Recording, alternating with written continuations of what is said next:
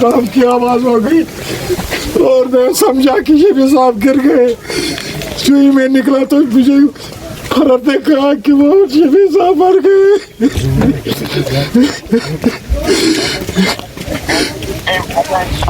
اور یہ شہادت ہے اس کی. اس نے مسجد کی بہت خدمت کی. ہر وقت اذان پڑھتا تھا لیکن مارنے والے کو یہ پتا تھا کہ کس وقت اذان کے لیے آتا تھا, کس وقت اس کو اذان پڑھنی ہے اور کس وقت کس دن امام صاحب کی بات چھٹی پر ہوگا.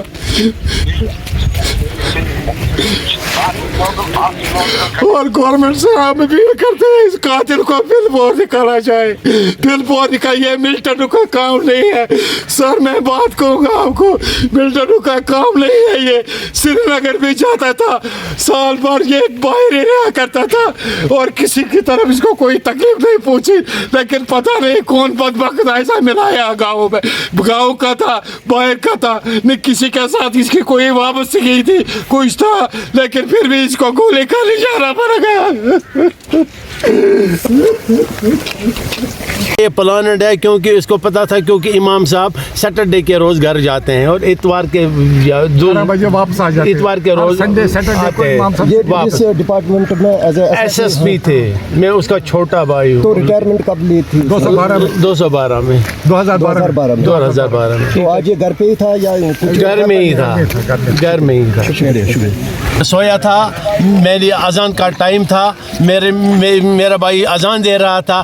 اذان دیتے دیتے اس نے پڑھا اشہد اللہ الہ الا اللہ محمد رسول اللہ. اسی وقت فائر کی آواز آ گئی اور ہم سمجھ گئے, اور مائک بھی بند ہو گئی. ہم سمجھ گئے کیونکہ ہماری مائک خراب تھی, میں ہی وہ ٹھیک کر رہا تھا.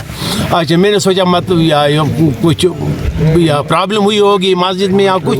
ہم نے سیریسلی نہیں لیا کیونکہ آواز ہو گئی. ہم نے نہیں, کیونکہ ہم سوئے تھے. بعد میں میری بہو نے کھڑکی سے جھانکا تو ادھر سے رونے کی آواز آ گئی. ہم دوڑ کے وہاں پر گئے, ادھر میرا بھائی مر پڑا تھا. تو کتنی گولیاں ان کو لگی؟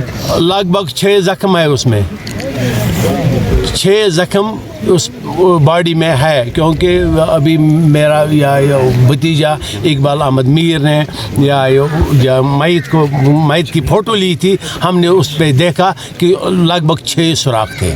شکریہ.